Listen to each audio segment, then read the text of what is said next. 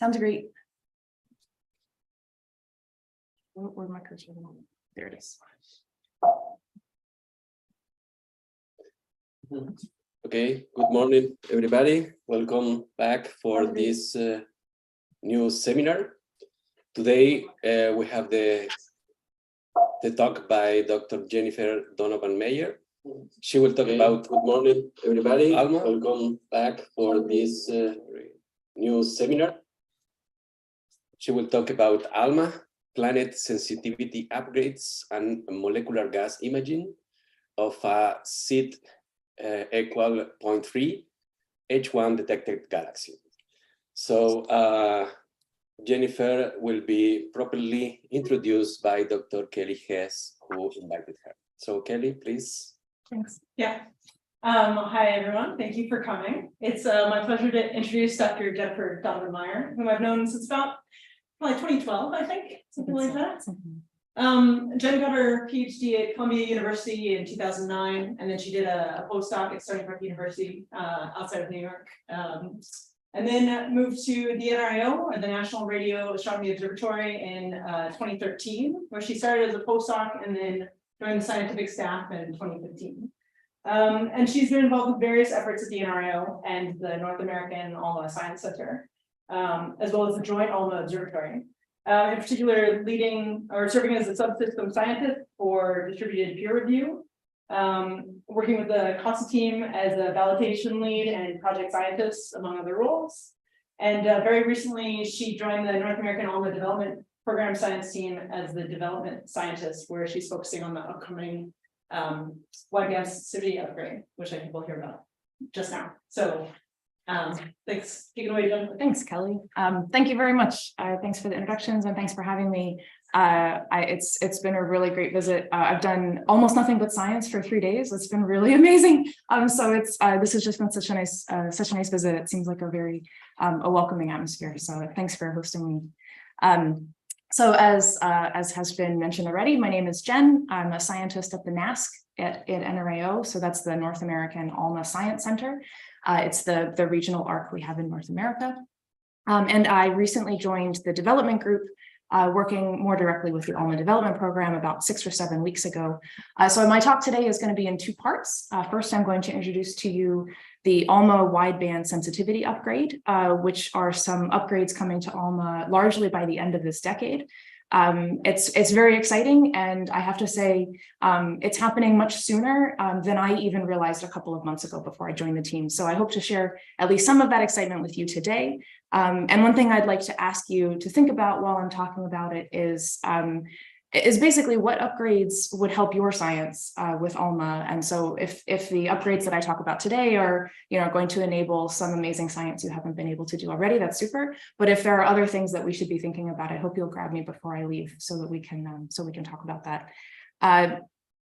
Oh, and I should remind you, I'm still pretty new to this project, so I won't know the answers likely to all of your questions, but I'll do my best and hopefully give you some decent references to follow up. And then I'd like to spend the last third or so of the talk going over some of the things that Kelly and I have been working on this week. So these are some molecular gas observations with ALMA of what I'd like to call an intermediate redshift galaxy. So this presentation, at least the first parts, are based on some presentations that were given by several folks at a meeting in the US in January. And so thanks to them for sharing their slides, because a lot of this is coming from them. Okay, so just for some context first, in 2018, after several years of investigation, the ALMA Development Working Group came up with a long-term development strategy for ALMA in the coming decade and beyond. This was really going to prioritize pushing the boundaries of what the observatory can do in 3 main science areas. So if you remember the original science drivers for ALMA, there was a very short list of goals that the observatory wanted to accomplish. And so for this this vision of the future for ALMA, they've done the same thing. And they've now defined 3 new science driving areas that we're going to use to upgrade the observatory.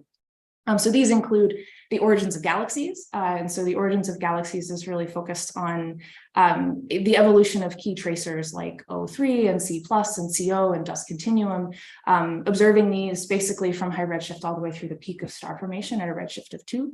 Then there's the origins of chemical complexity, which aims to trace the formation of these COMs, they're complex organic molecules, through the process of star and planet formation at basically solar system scales, and be able to detect them down at these very small scales. And finally, the origins of planets, which aims to image protoplanetary disks in nearby star-forming regions, resolve their Earth-forming zones, and then detect the signs of planets like tidal gaps and holes. To achieve this new range of science, we basically cannot do that with current ALMA. So let that sink in for a minute. The current observatory isn't actually enough to reach the goals that have been laid out here. So the main conclusion of the roadmap is that the sensitivity of the observatory needs to be increased, first with increased instantaneous bandwidth, and then also with generally more sensitive receivers. So the initial focus of the upgrades are on this wideband sensitivity upgrade, or WSU, and that's what I'll talk about for the rest of this presentation. There we go. So what is the WSU? Basically, this is a catch-all term that refers to the upgrades coming to the entire signal chain. And so I've put the whole signal chain over here kind of for reference, all the way from the receivers to the correlator. This is the chain that all of your images that you know and love begin with at the observatory. The goal is to be finished by 2030, but there are some upgrades, like some of the receiver bands are going to come after that time. The highest priority items are a factor of 2 minimum, and a factor of 4 is the stretch goal, with an increase to the available bandwidth, as well as improved receiver temperatures and revamp of the other signal chain pieces in between. The next generation correlator will be more sensitive. It's going to offer significantly more channels. It will be able to correlate both arrays, the 12-meter and the 7-meter arrays at the same time, with independent observing. And it'll all fit within the space of a single quadrant. So that's 1/4 of the current baseline correlator. And for reference, that's a picture of the first quadrant of the baseline correlator that I'm showing in the slide. It will be 20 years old in 2025, believe it or not. Thanks to advances in technology, the next generation correlator will fit entirely within that footprint. So to give you a sense of the scale of the WSU, I've shown you a very cartoon version of the signal chain. So from antennas to correlator, everything that's in blue is going to be upgraded as part of the WSU. So most of the words on the slide are in blue. At the front end, this is where the receivers that are under the antennas receive your information, or receive the data when it first comes down. Then it goes through the back end where it's digitized, so the analog signal turns to digital. Then the data is transferred to the array operations building, which is up there at the high site. And then it travels through another fiber that will be replaced to go down to the operations support facility at 3,000 meters. This is where the new correlator is going to be housed. Currently, the correlator sits at the AOS, but the new one is going to be built at the OSF.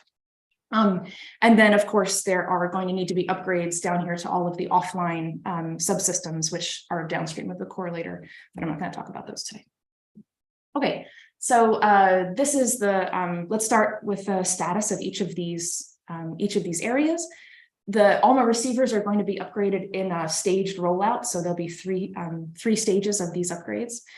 In the first, at last, we will see a brand new band 2. And then those are, the first upgraded receiver is going to be band 6, which is basically most popular receiver. It's the most published and the most requested. And so the new band 6 receiver will be called band 6 version 2 or band 6 V2. So that's how I'll refer to it in the rest of this section. Later in the decade, we'll see upgrades to bands 8, and then the second column here, bands 7, 9, and 10. And then in the next decade, we anticipate upgrades to the remaining bands. So let me tell you a little bit about these first upgrades, just to give you a sense for what's coming, because it is coming soon. Band 2 has already had its critical design review. So that's this one over here. and it's going for manufacturing in the next couple of years. It will cover all the way from 67 to 116 gigahertz. So we're calling it band 2, but it's actually going to cover the frequency range also of band 3. So if you're a CO 1 to 0 astronomer, the line that you know and love is this one right over here on the edge. But that will be in this upgraded band 2. The available instantaneous bandwidth is shown in the purple and yellow. So it's 2 tunings to cover the this entire expanded band 2. Band 6V2 is going to have some similar style upgrades. Currently, you can see the coverage of band 6 in the red. We're going to get a few more of those diagnostic lines and a slightly increased footprint or spectral footprint of band 6 and band 6V2. But really, where you will see the increase in instantaneous bandwidth are these guys down here. The red is showing you the current instantaneous bandwidth available with band 6 in the red. And then you can see how much larger the instantaneous bandwidth will be in the blue with band 6V2. And just to remind you, even when the correlator can access the entire width of a receiver's spectral coverage, you can still tune windows simultaneously within the IFs to get access to all of your favorite line combinations. So here's the signal chain again. For the sake of time, I'm going to kind of skip over these sections, but these are very critical upgrades as well, and actually quite a bit of progress has been made in the last year on them as well. So let me skip ahead to the correlator. This is the new brain of ALMA, or will be the new brain of ALMA. This is the supercomputer that combines the individual signals from each of the antennas. The second generation correlator has a lot of names. It's called the ALMA Talon Central Signal Processor, or AT.CSP, and it was just approved officially in November. This is going to give us access initially to 2 times and eventually expandable to 4 times the current instantaneous bandwidth of the existing receivers. So we're going up to 16 to 32 gigahertz per polarization. There will be, as I mentioned, a vastly increased number of spectral channels available, 1.2 million if you want them, and flexible online channel averaging if you don't. I will be a channel averager myself. The correlator, as I mentioned, will be flexible enough to process independent 12 and 7 meter array observations at the same time, and will use 6-bit correlation instead of 2.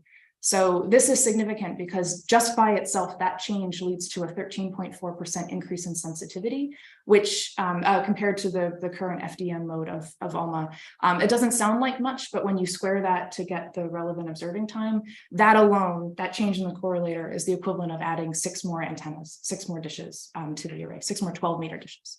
And again, that's just from the correlator improvements by themselves.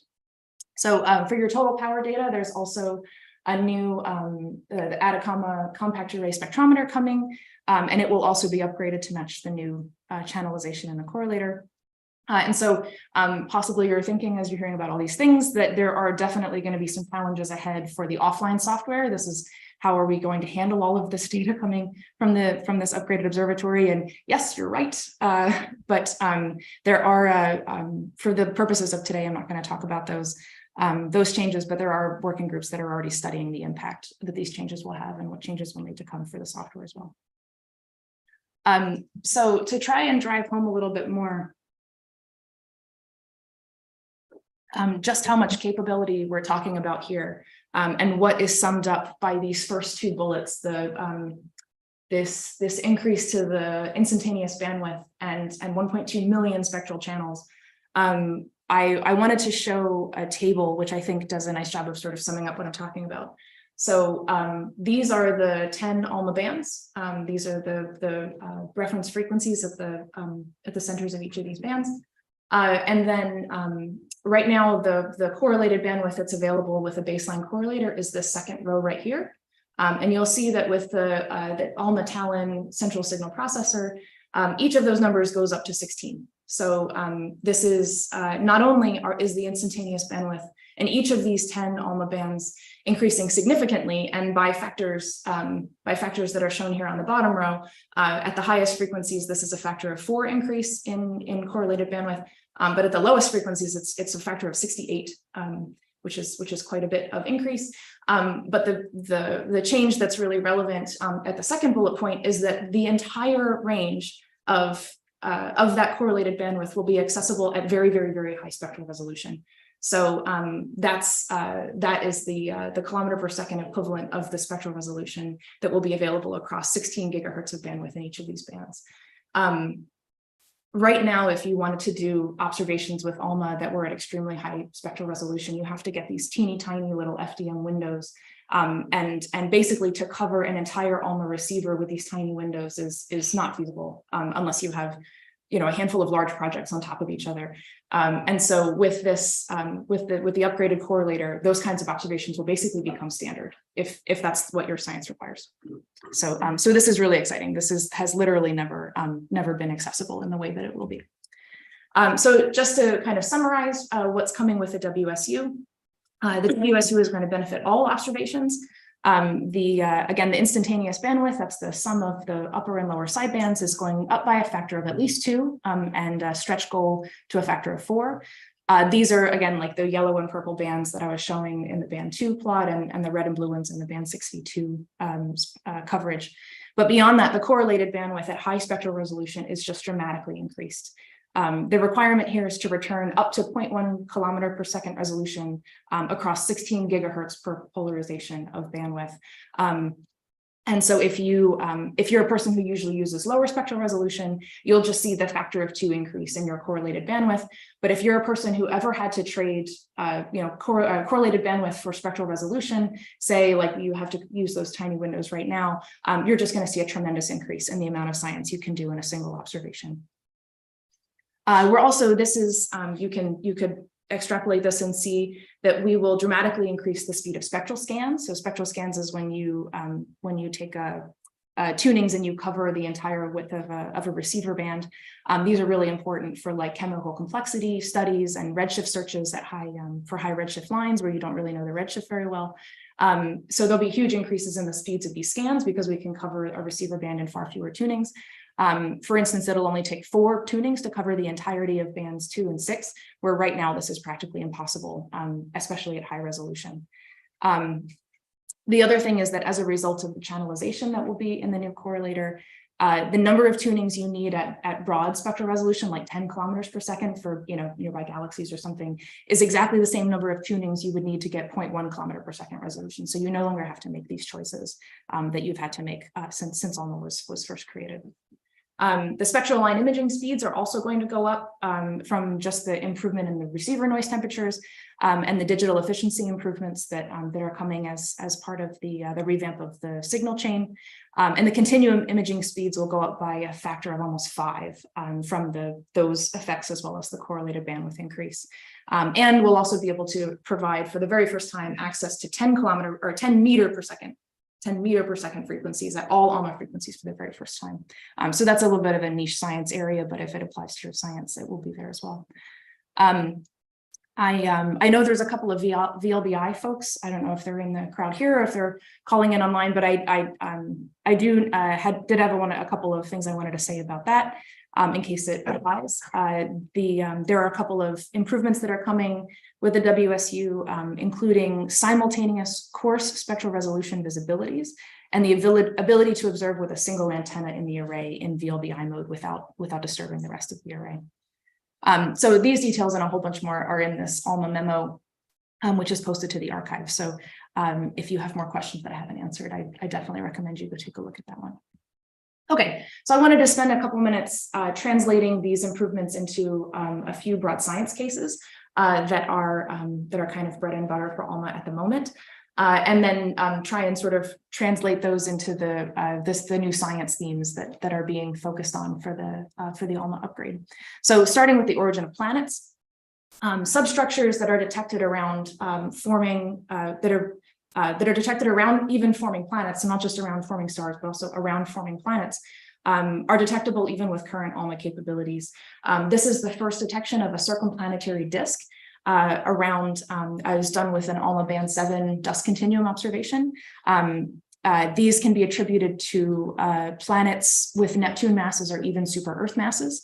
ALMA is able to see these structures separated only by a few AU from the star. So, and then with longer baselines, we actually can push even further, even closer in. But this is actually a really critical science area that only ALMA is delivering. Even JWST will be sensitive to, sub-Jupiter mass planets. But those searches are limited to something like tens of AU. The star and planet separation has to be something like tens of AU at least. So ALMA is really the way forward for these kinds of studies. So not just for direct detection. So here's that same disk again, PDS-70C. This brings me to the first improvement from the WSU, which is that 2 times continuum sensitivity. So for the same, just from the wider bandwidths, for the same observing time, you'd be able to reach the same signal to noise, or you'd reach the same sensitivity twice faster. But not just in that example, which is already really impressive, but a similar search for those kinds of structures in the I believe this is mapped. Oh, I'm sorry, this is the D-Sharp large program. They did a similar search for these kinds of circumplanetary disks, and they found a bunch of blobs at something like 3 to 5 sigma. But you can see that there's a fair number of imaging artifacts in these images, and the detections are not as high signal to noise as you might want. With the same observing time after the WSU, these would be more like 10 or 11 sigma detections, the ones that hold up. And with the improvement in UV coverage that you get from the twice bandwidth, all of those artifacts are also going to be improved. So if your continuum science is not in the low signal to noise regime instead, you'd actually then see a factor of 5 increase in your observing speed to reach the same sensitivity. So that's easily translated into, what would you do if you were 5 times faster? What other science could you do with that time? 5 times as many targets, or 5 times as many projects on the telescope for the community. It's easy to think of what you would do instead. So ALMA observations of circumplanetary and protoplanetary disks are not only done in the dust continuum, but they're also done in spectral lines. These images of disks around young stars give us a completely different and complementary view of the environments where planets are forming. So these observations show some apparently quite surprising structure on larger scales.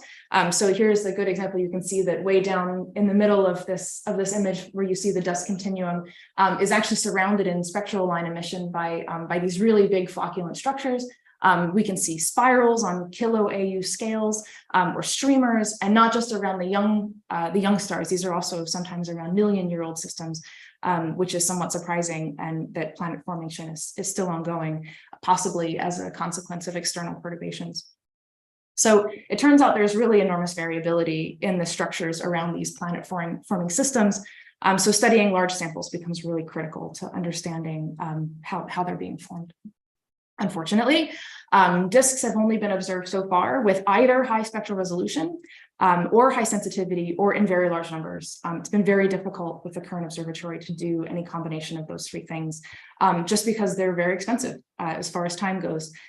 When you look even at the most recent ALMA large programs that are looking at these kinds of systems, and they have the ability to observe, quite a bit longer than a regular program, even they are limited to something like sample sizes of 5 to 20. So really not the kind of census that you'd be hoping to build at this stage. So these choices are really imposed by the limitations of the observatory and this trade-off in observing modes that have been possible. So either wide bandwidth for continuum or really high spectral resolution for the lines. And these, the science result of that is a biased chemical inventory of disks, which after the WSU, hopefully we will not have to worry about anymore. In fact, actually, if you look at the cycle 8 proposals, so this is going back a couple of cycles, but if you look at the proposals that were submitted to ALMA, something like a third of them had to choose between resolution and sensitivity to continuum. And if you only look at category 3, which is where these kinds of studies are classified, that number goes up to 75%. So really, this community is particularly hard hit by having to make this choice between your trade-off. So again, the science requirement for the WSU is 0.1 kilometer per second resolution across 16 gigahertz per pole. So hopefully those PIs will never again have to choose, make that difficult choice. So now I'm using the MAPS large program as an example. And here This is a look at the spectral coverage in band 6 that they selected to do their spectral line imaging. And so each of these highlighted lines and those teeny tiny, if you can even see them, these little skinny black bars here are showing you the spectral coverage of the individual spectral windows that they were able to design. So if we compare that now to what band 6, the band 6 V2 correlator will give you, or the increases in correlated bandwidth will give you, and then here's the stretch goal down here in orange, you can start to see what I'm talking about, that how much more spectral grasp these kinds of projects will have once they're put on the telescope. In fact, you could tune up to 80 spectral windows in these bands right here. So anyway, so this increase creates a huge increase in spectral grasp, which is the science you can get from a single observation in or a single tuning in both continuum and spectral line. So this is pretty exciting. So, okay, so let's move to an area where I'm a little more comfortable. Let's talk a little bit about some extragalactic examples. This is another ALMA large program. These are images from the Fang Survey. It's a program that looked at the cold molecular gas in 90 nearby massive spiral galaxies across the star planning main sequence. They were using a tracer of CO2 to 1 to look at the molecular gas in these galaxies and use it to understand the baryon cycle, or the matter cycling between stars and gas in the ISM. The ALMA, of course, is giving you access to the cold molecular gas in this case. So the carbon monoxide emission that they were using to use that tracer. So FANGS finds a number of things, namely galaxy to galaxy variations in GMC properties that are mediated actually by local environments rather than kind of global environments. So they found this is this variation from galaxy to galaxy is actually much more of a local effect rather than some global difference from one galaxy to another. And they also found an interesting timescale effect that they find GMCs, or giant molecular clouds, are rapidly destroyed after the onset of star formation. So that's even before you expect some of the supernovae to go off. And so all of this points to a need to better understand stellar feedback and how those processes interact with the baryon cycle. Another recent ALMA project is the Alchemy Project. This is kind of on the other end of the way that projects were defined. The previous one was 90 spiral galaxies in a single line. And so Alchemy is one galaxy with many, many lines. The galaxy is NGC 253. It's our nearest central starburst. So here I'm showing you the spectrum of this guy over 5 ALMA bands. So a ton of lines that this group was able to use to trace physical and chemical properties in that starbursting region. And they find some really interesting things. They're able to constrain the cosmic ray ionization rate and also claim the first extragalactic phosphorus bearing molecule detection.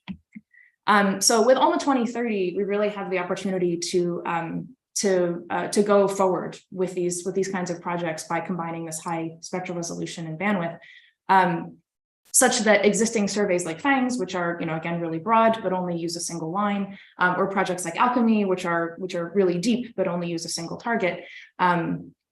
We have to be able to combine these two together, because with a single line, you might be able to observe a lot of galaxies, but you can't constrain things like gas temperature, density, or gas excitation properties, which you can if you have a very deep line survey, like was done with Alchemy. But we need to be able to sort of combine these into one goal to make progress.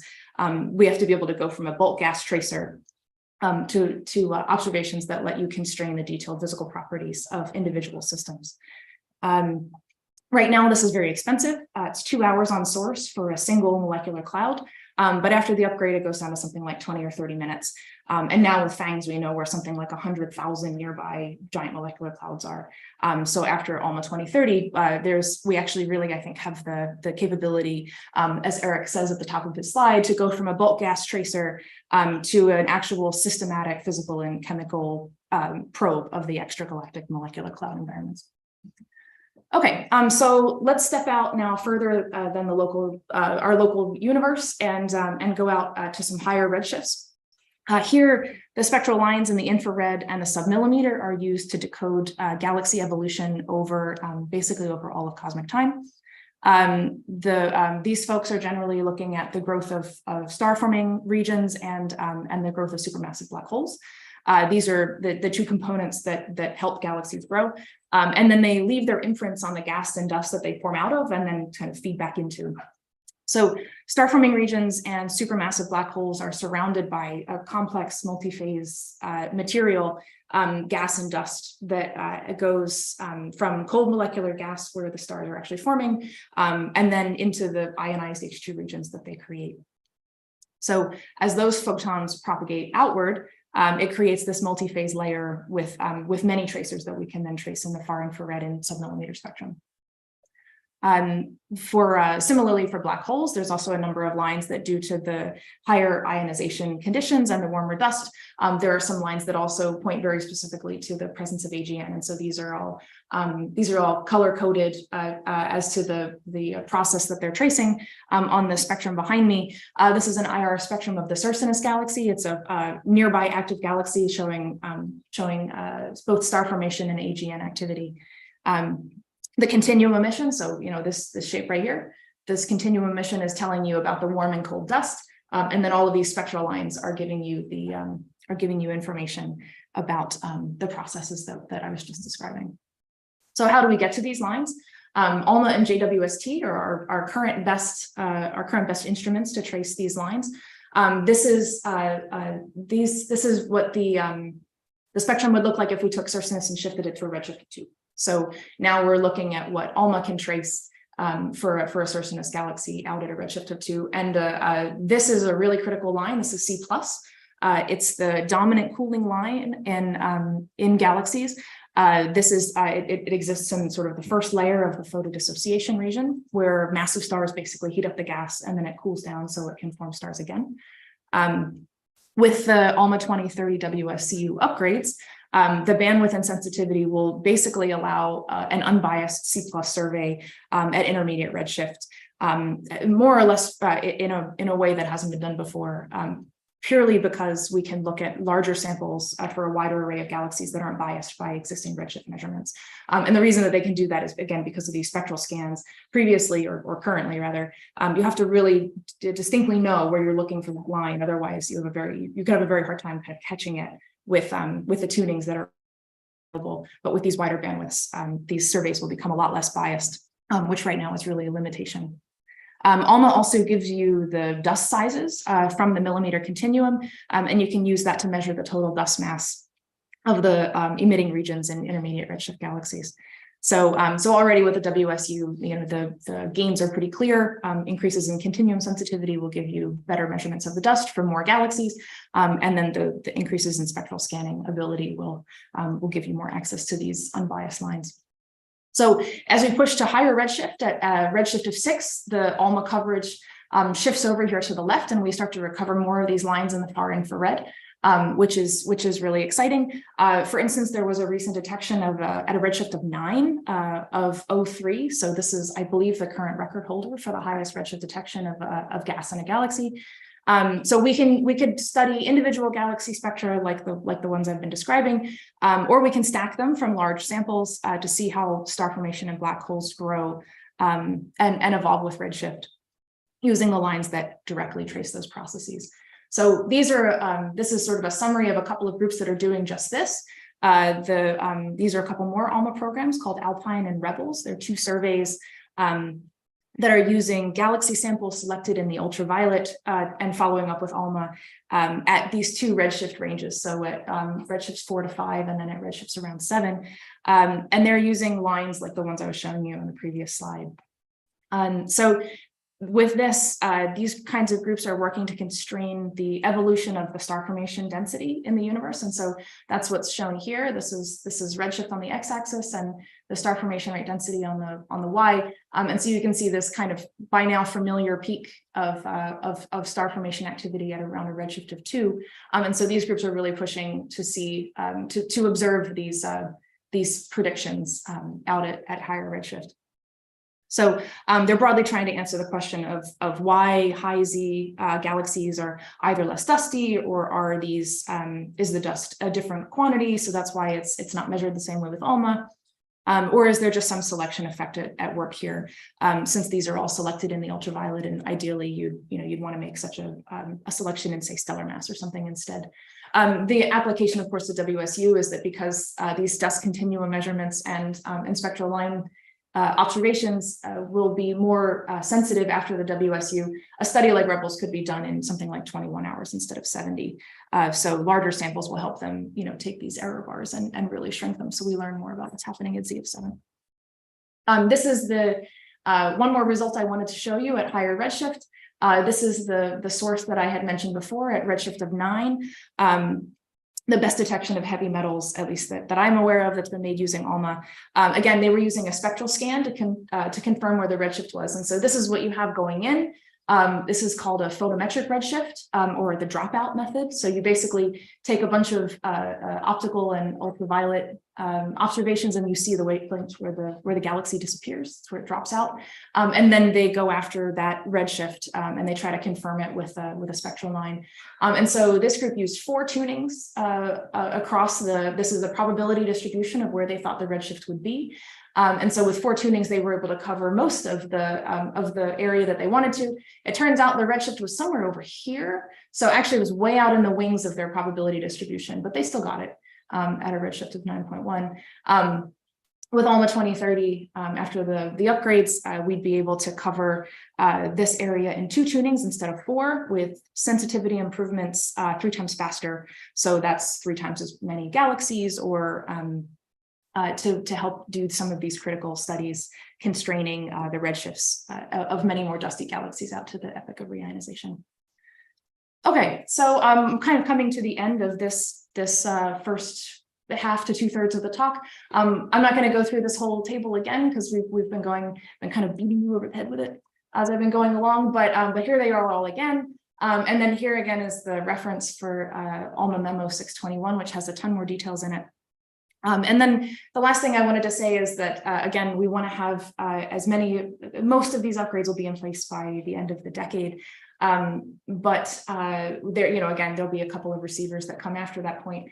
But we are going to try to plan to keep the impact on science observing as minimal as possible, but there will be some impact for sure as the new correlator at least gets commissioned. This is likely coming in the 2026 to 2028 period. And then over the next year, there will be a more detailed deployment and commissioning schedule that'll become available. So stay tuned. But yeah, anyway, this is coming, and it's pretty exciting. And I'd like to stop here for a minute and take any questions, since the next half of the talk is very different. So let's maybe if you have any questions, let's cover them now. Yeah.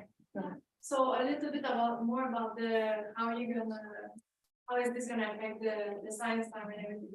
Yeah. I don't know how much planning is already done for that, but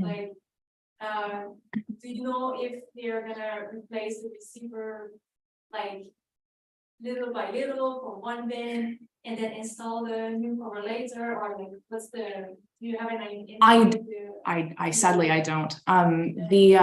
We're still kind of far enough away with it being in 2020, of start time in 2026, that I don't have that kind of information. But certainly when they're installing new receivers now, I could say that they basically pull the antennas out like a few at a time, and they would install receivers and do, commission them, and then they plunk them back into the array. So right now I think the number of antennas that is guaranteed for any single 12-meter observation is something like 48. So it does give us a little bit of leeway to pull a few at a time and do these installations. For the correlator, it will be different. For the correlator, it will have to put it back in the arrays. We have a mix of receiver.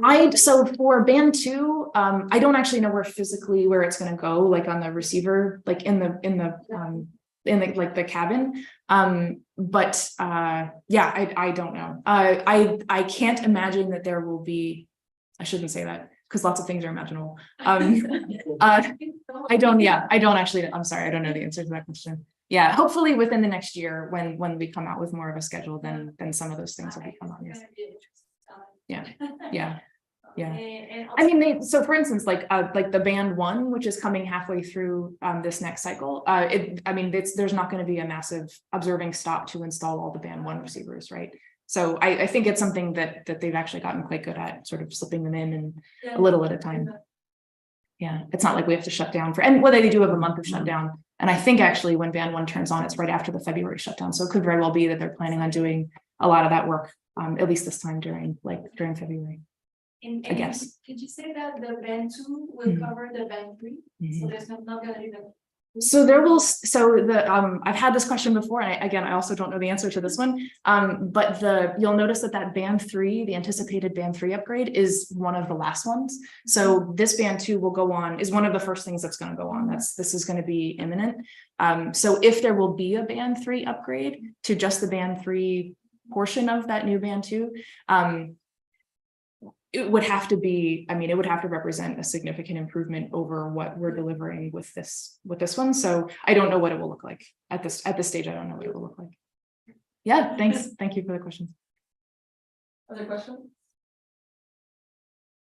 I guess to kind of follow on something Marilyn said, the upgrade where you're taking your telescopes out, putting your receivers, putting them back on, reminds me of the EVLA upgrade, where there was a period of time where there was sort of like they couldn't really calibrate the non-EVLA and EVLA antennas. Are they thinking about that at all? So, the other thing that happened with that upgrade was they replaced the correlator. That's when they went from the old correlator to the wider correlator. Yeah. And so this is going back a little far for me. I was like at the start of my PhD when they did that. I can't remember if they just like straight up shut down for some time to turn it on, or if they did like, if they, like one was on during the day for testing and then the other was on at night. The thing with this correlator is it will be built in a completely different building, right? So the old correlator is up at the old current correlator is up at the high site, and the new one will be built at the OSF, which is helpful for a number of reasons. But it's not like one has to, physically be removed in order to put the other one in its place. They'll be in totally different buildings. So I would guess it's, they will be a number of things that they can test before they actually, turn one off completely and ship it away, whatever they're going to do with it. One last question before we move on. Yeah, sorry. No, this is great. Thanks.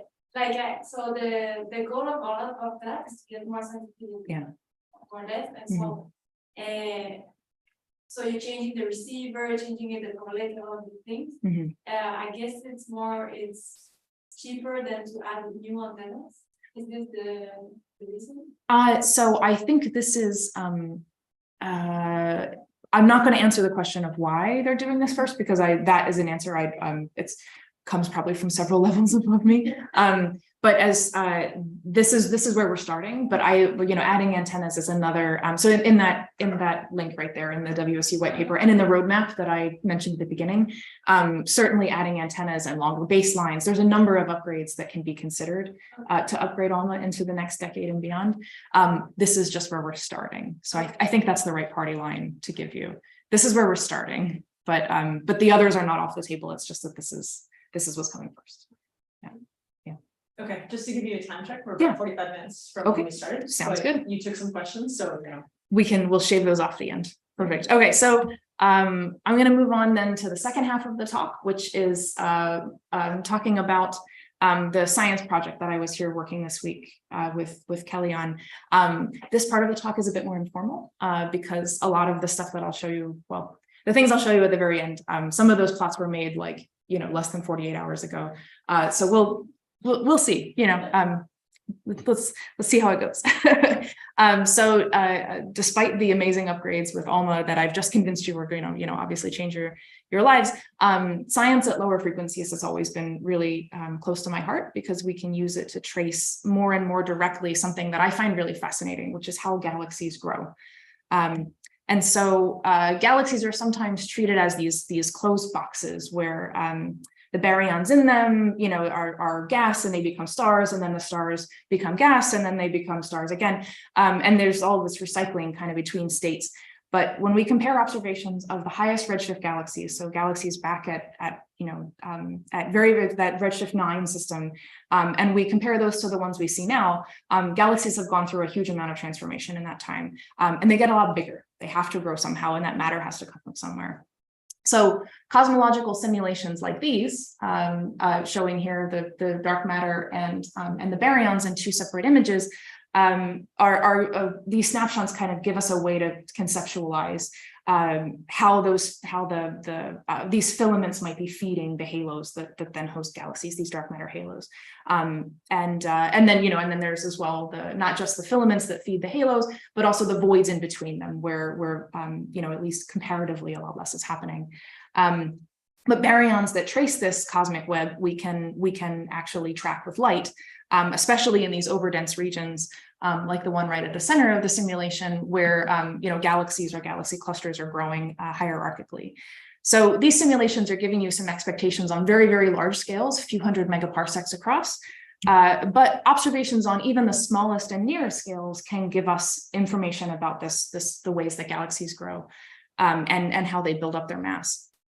So theories of hierarchical structure formation, so how small galaxies grow by adding other small things, and then with those small things together they become bigger things. This is not too similar from how, for instance, like the Magellanic Stream and the Magellanic Clouds are interacting with the Milky Way. This is eventually the the Magellanic Clouds are going to end up impacting the Milky Way in some way, shape, or form. And so this, at the top here, I'm showing a model that was made by Gertina Besla about a decade ago, and it's now become kind of the standard picture for how the LMC and SMC are actually on their first approach to the Milky Way. And they make this model based on the kinematics and the stellar components of both the two the two Magellanic Clouds, the large and small Magellanic Clouds, as well as the Magellanic Stream, which is this huge H1 structure that both trails and leads the Magellanic systems. So dwarfs that fall into the Milky Way, and what we can use them to learn about at for instance, high redshift, have given studies like these the term near field cosmology, which is really appropriate. So galaxies can also grow by accreting gas straight from the intergalactic medium, or IGM.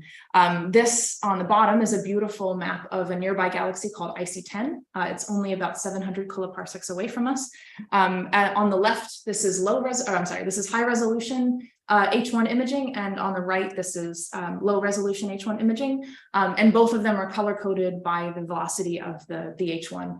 And so between the two of them, you can see that there's basically these two streaming arms where the gas is basically falling into the center or being accreted onto the galaxy, and those structures are not part of the general rotation of the galaxy itself. So this is excess gas that's coming in from someplace else and helping to feed the galaxy down at the center of its halo.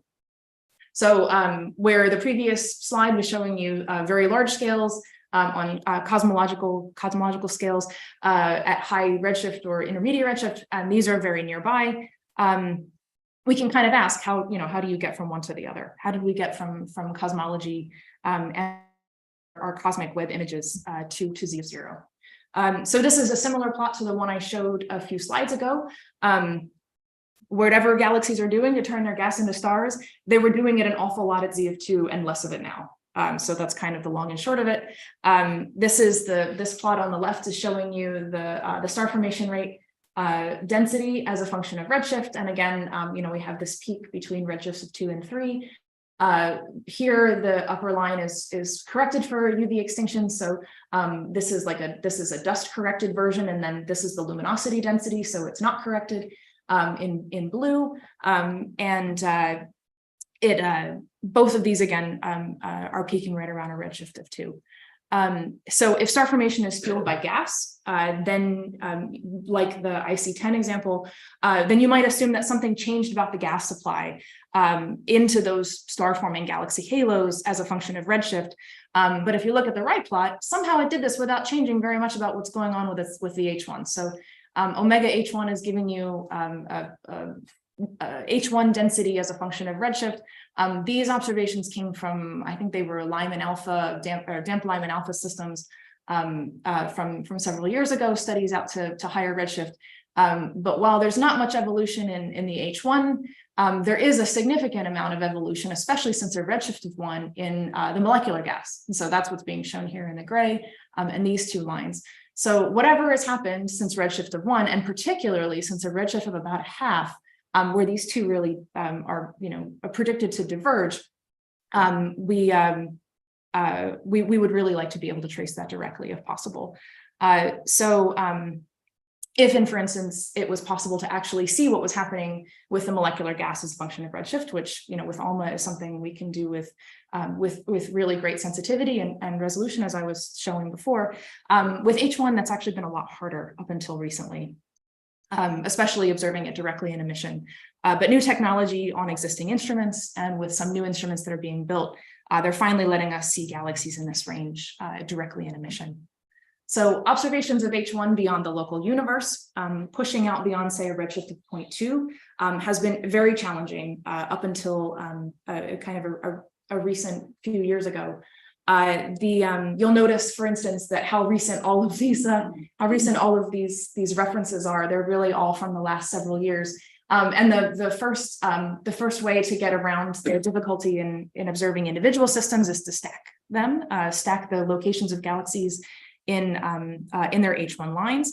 And so I'm showing a number of studies, particularly these were all done at the GMRT by recent groups stacking galaxies in a variety of redshift bins. And then the stacks, the stacks kind of look like this one, and then they divide by the number of galaxies and get a mean solar mass, or a mean H1 mass in solar masses for all of their samples.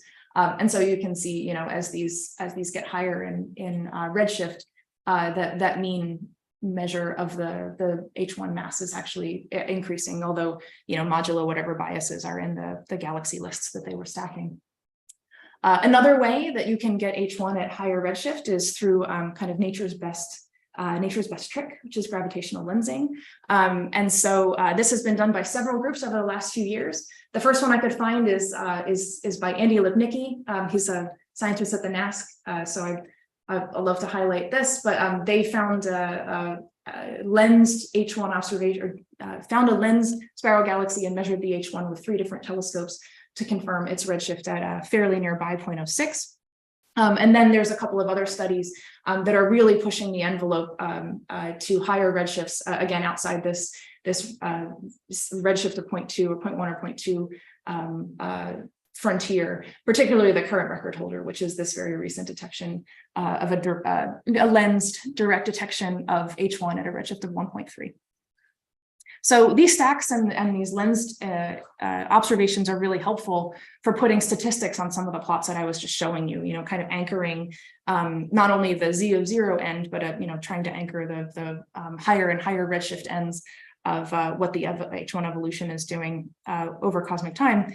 But if you actually wanted to see accretion, right, like the IC10 example, if you actually really want to see galaxies growing, what do we need to be able to do that?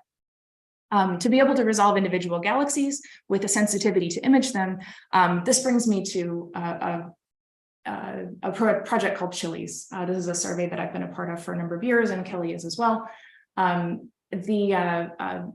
now, this is actually a fairly old slide, but it's what I'm showing you is a 2D slice of the sky, and these are all. This is the galaxy environment as you look out through that slice. So it goes out for a redshift of 0 is down here at the kind of at the bottom, and this reaches out to a redshift of 0.5.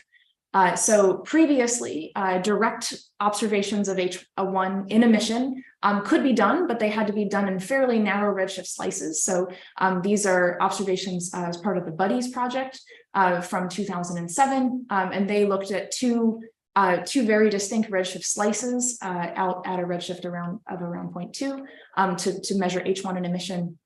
And then just for reference, kind of this gray area here are the observations that have basically been possible and fairly straightforward. These are, say out to a redshift of 0.05 or so. These are what's kind of generally covered by the all sky surveys in H1 or blind all sky surveys in H1, and can be followed up relatively straightforward with with like the VLA or something. So where CHILES is really making an impact is first with the pilot and then with the full survey, is being able to simultaneously observe an entire frequency range with a massive number of spectral channels and a massive bandwidth. This is a survey that's being done at the VLA, the Cosmos H1 Large EVLA survey. It's a single beam pointing at the Cosmos field for 1,000 hours. So the full survey is 1,000 hours, and that data has all been taken now. The collection is finally complete over 5 epochs. Oh, and I should mention that the resolution of CHILES is about 5 arcseconds at a redshift of 0. So these are all done in B array. Okay, so just to give you an idea of the breadth of some of the science that's coming out of CHILES, just from the first epoch of data, so from the first 178 hours, the survey paper and more work on the high Z side of the range is still in prep. But the work that's been published already really shows you the capability of CHILES to use resolved detections of individual galaxies to look at the local and large scale environments and the effect that they have on individual galaxies directly. So these are kind of like they're letting you look at the environment of the galaxies, both like on the previous slide, and then if you think back to the cosmic web images that I was showing at the beginning, it's putting galaxies more in those kinds of contexts. So Kelly actually led a paper on groups at 2 redshifts between a redshift of 0.1 and 0.2. And the paper, among other things, showed the very disturbed morphologies that some of these systems exhibit in H1, which is totally absent in the optical images. As often happens with observations of H1, you can trace the effects of interactions for a much longer time and out to a much larger distance than you can in the optical. And so here, for instance, you see 2 galaxies that are separated in velocity by only something like 400 kilometers a second. And their morphologies are suggestive of a past interaction. Nick Luber looked at some of the large scale structure in the Cosmos field using more than 11,000 spectroscopic redshifts and a code called disperse to map out the actual filamentary structure that's present in the CHILES field as a function of redshift. And he applied this to the 28 CHILES detections from the first epoch, and then was able to compare the locations of those and the morphologies of those H1 detections to the filaments that they were among, and finds actually that the separation from the cosmic web does depend, or the H1 properties do depend on the separation of those systems from the kind of nearest filament, the nearest cosmic web segment. So, and that's H1 mass fraction. The H1 mass fraction increases as a function of separation. Julia Bluebird then had a further study that's come out recently. This is actually the output of disperse. This is what disperse lets you do, is map out again that filamentary structure in the Cosmos field. And so this is looking only at the sort of nearest fifth or so of the distance space. This goes out to a redshift of 0.1, and the purple are showing you where the filaments are, and then the pink boxes are where there are H1 detections that she considered for this paper. And here, one of the things she was looking at were the galaxy spins. So one of the main results to come out of her paper was that the galaxy spins were actually aligned with the filaments. There was a transition mass above which the properties were a little bit different, but basically the overall result was that the galaxy spins were aligned, which is very interesting. So these studies are really letting us link individual galaxy properties to this larger environment, the larger cosmic web. There's also, I listed these references here in case you're curious. I won't discuss them here, but Richard Dodson has a couple of papers on some of the imaging challenges and solutions that the group has found when it comes to imaging, which is not a straightforward endeavor.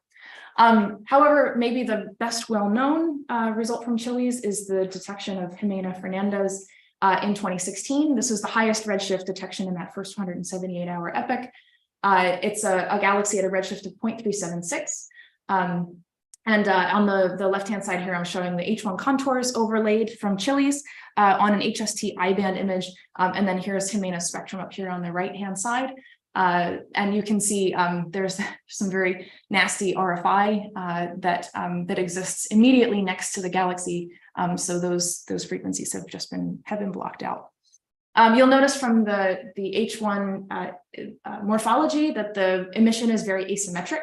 And if you just kind of squint, you can see there's a couple of fuzzy little potential companion galaxies, or at least in projection, that are very nearby to this system. And the H1, very tantalizingly covers them again in projection. None of them have a confirmed spectroscopic redshift, of which I'm aware, but this guy down here on the bottom does have a photo Z that puts it very close to the redshift of the main galaxy there. So that's a potentially interesting counterpart. To confirm the redshift, especially given the RFI that was adjacent to the line, Jimena and the team did some further observations, first with the LMT and then also with SOAR to get an optical spectrum. And both of them came back with, so here with the LMT, there's a measurement of the CO1 to 0 line. And then with SOAR, they used the optical spectral lines to confirm the redshift, and it came back precisely the same. So I think this is a secure detection. So this is really exciting. We now have the opportunity to understand an intermediate redshift galaxy, because for me 0.4 is pretty close to intermediate. At an individual intermediate redshift system, where we have a direct detection, not just of a stack, not just of a spectrum, an unresolved spectrum, but an actual resolved map of the neutral hydrogen at a redshift of 0.4. So one overarching question we've been kind of asking ourselves since then, is this thing a normal galaxy, or is there something weird about it, since it has all of this H1? Well, so who is this galaxy? It's a LIRG, first of all, and I have some of its properties kind of summarized up here. It's sort of basic, its basic properties. The star formation rate is largely obscured, which you can see from comparing the star formation rates that were calculated in 3 different ways.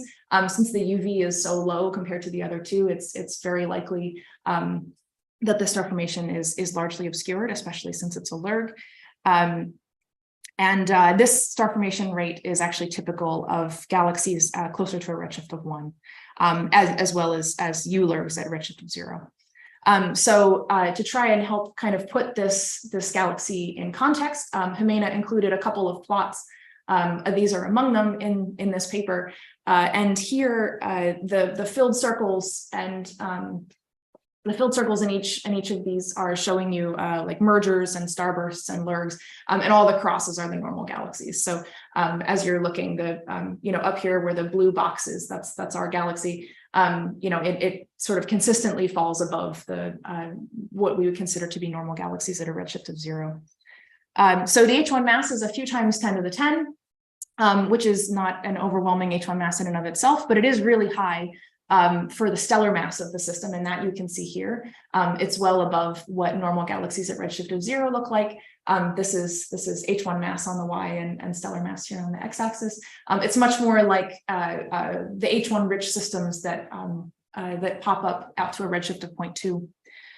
The CO luminosity, so this is coming from the 1 to 0 observations that the group did with the LMT, can be converted to an H2 mass depending on what you assume for a conversion factor, and that range is shown here. And then is put into context over here with a comparison to a bunch of different samples. What's really important, I've tried to highlight, again, the normal galaxies are sort of down here at the bottom. Big, bright, scary things at redshift of 0 are here kind of in the middle, and then star-forming galaxies up around a redshift of 1 are really where our galaxy lives. So it looks much more like a star-forming galaxy at a redshift of 1 than it does anything at redshift of 0. One thing I should note is that the red points that are being compared here are Fibs galaxies. And again, the circles, the filled circles are the ones that are mergers or LIRGs or ULIRGs, mergers, or starbursts. These measurements were all done in CO3 to 2, so they had to be converted using sort of a standard 3 to 2 to 1 to 0 conversion rate, which the number that was used is a totally standard one right in the middle of the range that's usually assumed. But if you assumed a kind of more aggressive R3 to 1, which is more appropriate for like warmer gas, that actually drops these red points down, which would make our galaxy even higher or more abnormal. So now I want to get into the preliminary work that we were doing. Oh, this is hard to see. I apologize. We're getting into some of the preliminary work that I've been doing. Basically, what we wanted to do is better understand the molecular gas content of this galaxy, again, to address whether or not this galaxy is normal or whether there is just something really special about this, this particular system. And I'll go a little quickly through these last few slides because they're all fairly recent.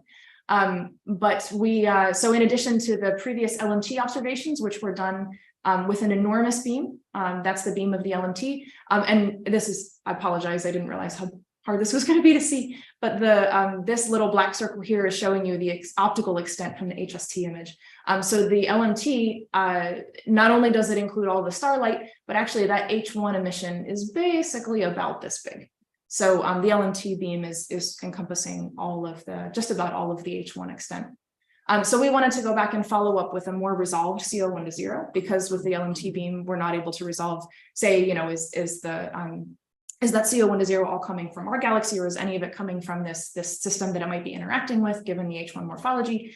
And so we followed up with a GBT, and the Argus beam is much smaller. So this is one. That's the size of one CO1 to 0 pointing, and we did a mosaic of 7 pointings that you can kind of see fill up this white circle, and that circle was chosen, or that spacing was chosen to approximate the ALMA primary beam that we can get with CO3 to 2. So, so with this white beam, we now have some semi-resolved CO1 to 0 observations, as well as some very, very high resolution CO3 to 2 observations.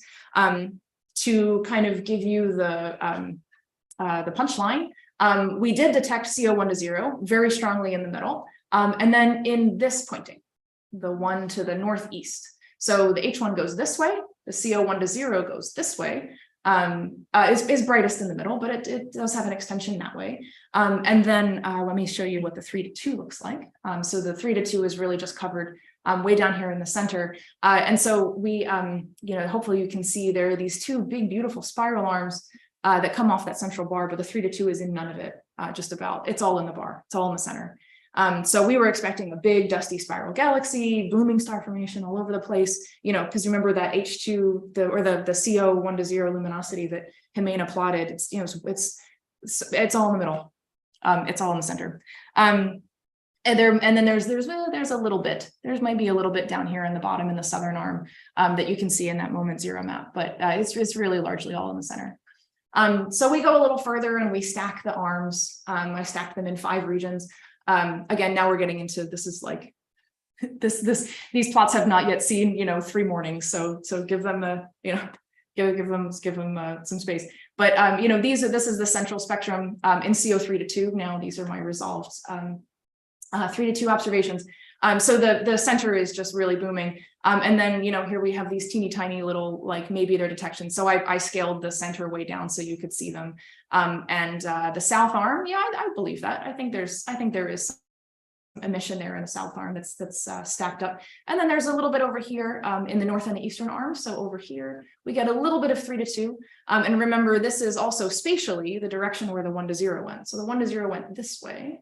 And that's where we see, you know, some narrow, possible narrow stack detections of 3 to 2. The other cool thing is that if you add the H1 to that spectrum, so ignore the one on the left for a minute, the H1 also goes to that side. So the 3 to 2, you know, if we're way down here in the weeds, we see these 3 to 2 possible stacked spectra over here. That's where the 1 to 0 goes. And then in velocity, that's the side on the velocity where the H1 is. So anyway, so we're still figuring out what's going on here. But it's sort of a couple of surprises, and we've got to fold them into one picture that makes sense. One thing we have done already is take, so here I have all of the CO spectra on now on the left-hand side. I have all the CO spectra on one plot. The 2 single dish spectra, the LMT is shown in blue. So it's, you know, has like a hint that it might be on the wide side, even given its really broad spectral resolution. And then the red one is the stacked GBT. So that's all 7 pointings with the GBT. And they agree, you know, they agree fairly well. The GBT and the LMT, they're both doing 1 to 0 just over different spatial scales. And then here in black is my 3 to 2 detection.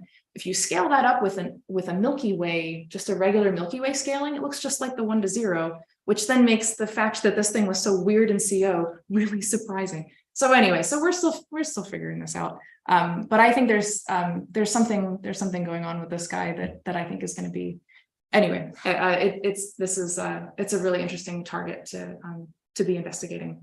So let me just put up some preliminary conclusions. We do calculate an H2 mass from CO3 to 2 because we have it, so we do. You have to assume a conversion factor to go from CO to H2, and then because this is 3 to 2, you have to further assume a ratio of the 3 to 2 to 1 to 0. So we used all of the sort of typical numbers for what that's worth, and then the number that you get when you fold in all of those typical numbers is a few times 10 to the 10 solar masses of H2. This is, as I mentioned a little before, that R3 to 1 is really something where I think we can push this a bit harder, just because the higher that ratio is, if it's closer to 1, that indicates it's warmer gas. With all of this infrared emission, I think it's probably going to be more appropriate that we push that factor in a different direction. If we had really resolved CO1 to 0 observations, then we could do this kind of in co-located spatial scales, but with the CO1 to 0 we have, anyway, we have to make some assumptions. So then, despite being strongest in the center and in the bar, the molecular gas is detectable in stacked spectra on the northeastern and southern arms, but really the big detection is in the center. We get no CO in the extended H1 or within the companion. But we don't see it in the 1 to 0. We don't see it in the 3 to 2. But you'll notice from that slide I showed here, this arrow right here is showing you roughly where that potential companion is. So it is on the edge of the primary beam for the GVT and the ALMA observations. The AGN contribution, so we went down this route for a while. The AGN contribution actually appears to be very low from some preliminary UV to far infrared modeling that we've done, not yet folding in the 1 millimeter continuum, but that's coming.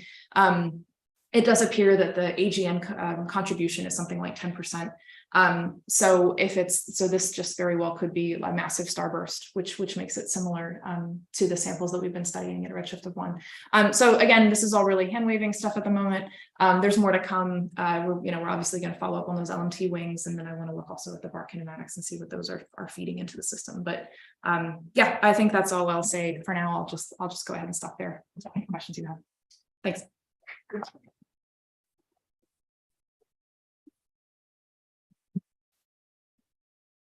Cool. So do we have any questions on the second part or the first part? Or the first part. Read the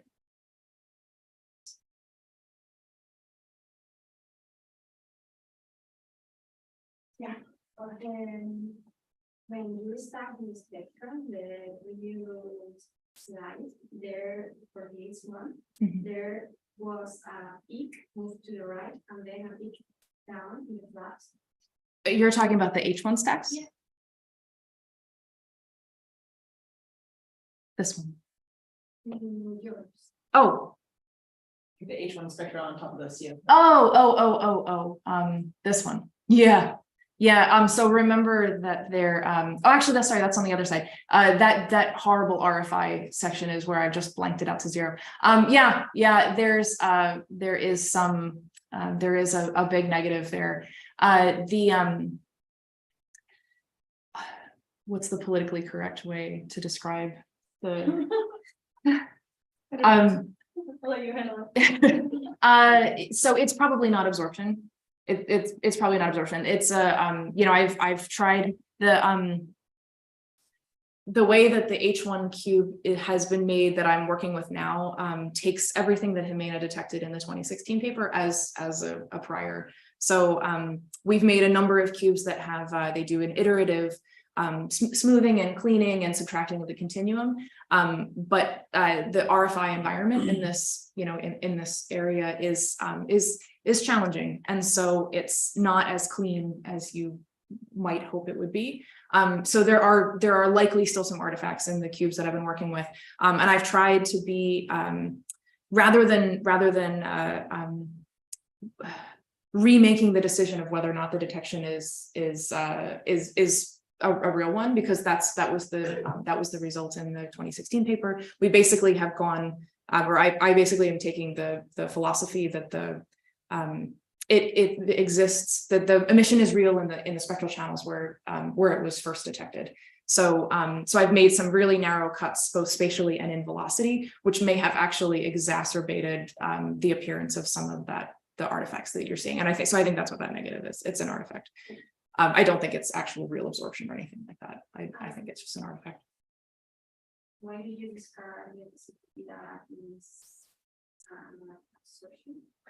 Because there's not a background continuum source that we would use to to detect that. Yeah. To be able to get this spectrum here, the continuum has already been carefully subtracted, and in fact, actually, some of the artifact could be a slightly incorrect subtraction of that continuum that had more of an effect in these channels than, you know, for in this particular cube. There's about 5 cubes that I've been comparing, and actually maybe something that would be good for me to do is see if that artifact is better or worse in some of the others. They give a very consistent result at the end. It just has to do with how much smoothing is done in the actual H1 channels itself before I go ahead and take the spectra. So I have plenty of plots of all 5 of them. And this feature is present in each of them, but because this in the higher smooth versions, it's a little bit shallower actually. But then what I really like about this one is you can still see 2 peaks in this particular H1 cube, where once you get to more smoothing, you lose that. So I guess that's my trade-off, right? I kept this one because I like being able to see the rotation.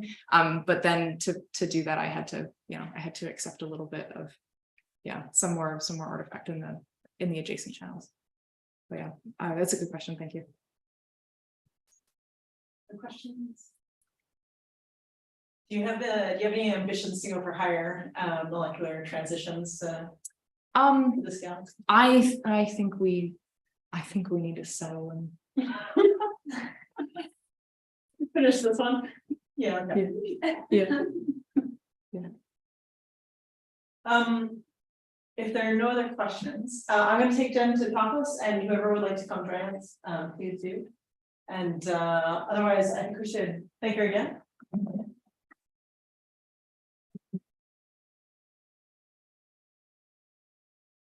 And that's it. Thanks for coming.